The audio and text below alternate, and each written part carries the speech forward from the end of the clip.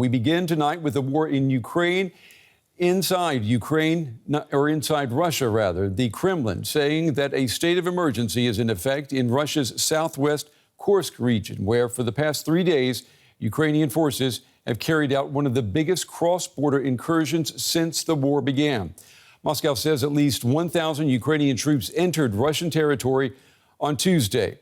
Russian forces have reportedly blocked them from advancing further.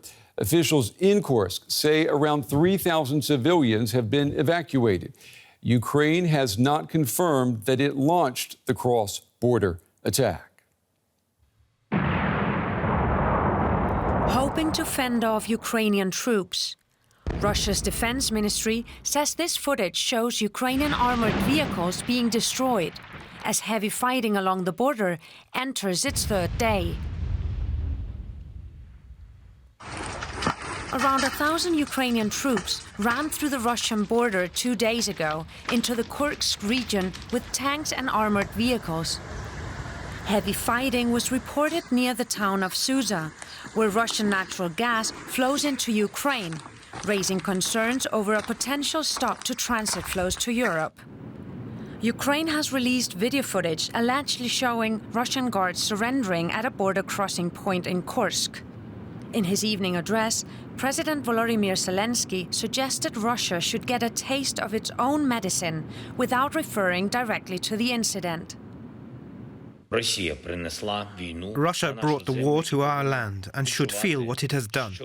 We want to achieve our goals as soon as possible, in peacetime, under the conditions of a just peace, and it will be.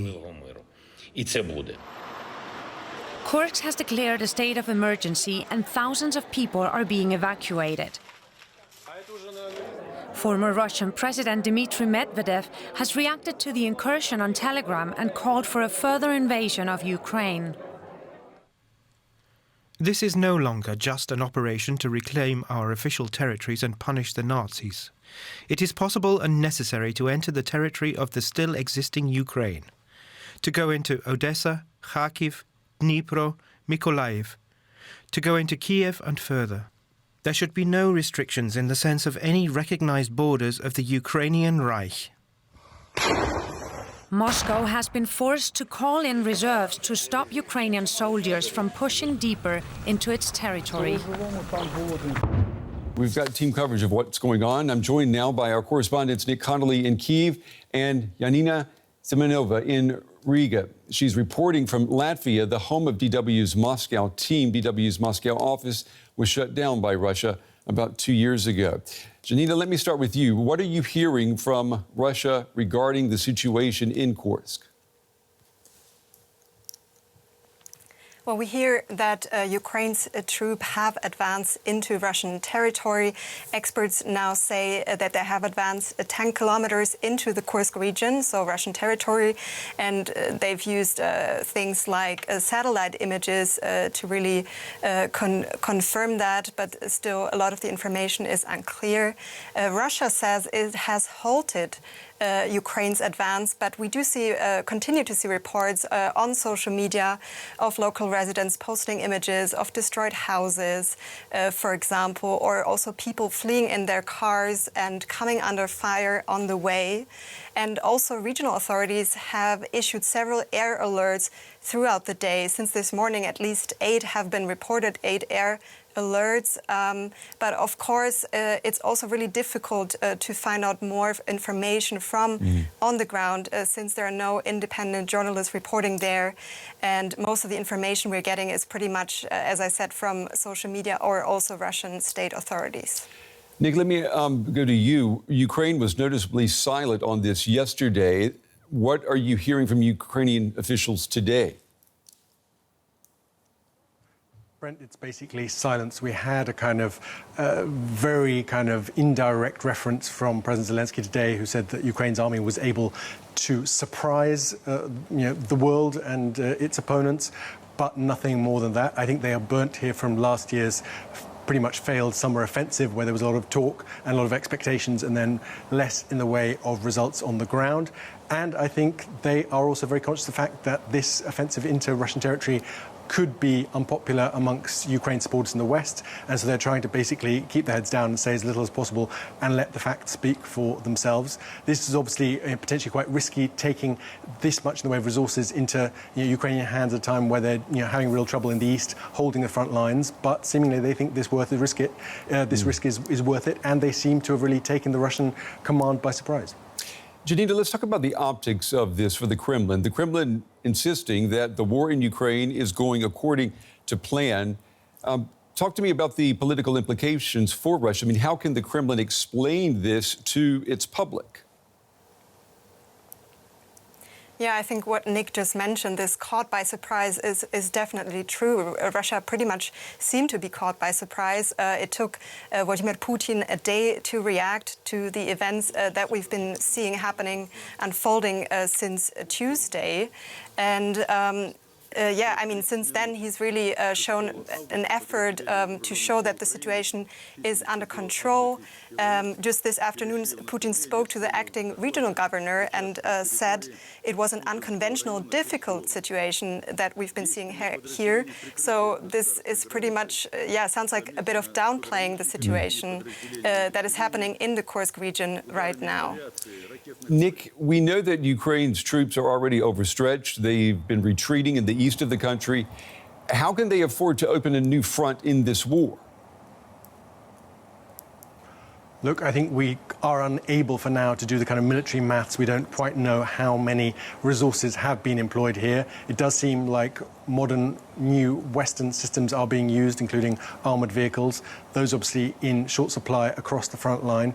But I think there's a kind of growing understanding here in Kyiv that they have to get away from that kind of conventional meat grinder, the kind of artillery war, because Russia is always going to win. Russia, with its superior resources, its manpower, is always going to have more to throw at those front lines than Ukraine does with support from the West. It has to look for the kind of more nimble, more unexpected ways of doing things, throw the chessboard off the table and hope that it can destabilize Russia. There's also a growing sense here that listening to the US in particular, and it's kind of the pretty conservative approach in the Biden administration, the constant fear of escalation, the fear of crossing Russia's red lines, that is only going to draw this war out. It's not going to help Ukraine win back its territory. So I think they've decided to go in for this risk, and for now it seems to be paying off. Nick Connolly in Kyiv and Janina Semenova in Riga. To both of you, thank you. Ivana Stradner is a research fellow at the Foundation for Defense of Democracies. She focuses on Russia's security strategies and military doctrines. Ivana, it's good to have you with us. Before we discuss Russia, though, one quick question to you about the United States. The White House has declined to comment on what is happening in Kursk, saying that the U.S. is seeking a better understanding from Ukrainian officials. Do you think that Kyiv has been keeping Washington in the dark about this? Thank you very much for inviting me. To begin with, what Ukraine has conducted today and earlier absolutely is consistent with the U.S. policy. As a previous person just stated that Ukraine can do certain things with U.S. weapons, and this is truly a step in the right direction. So this, I do not see how this violated in any way the U.S.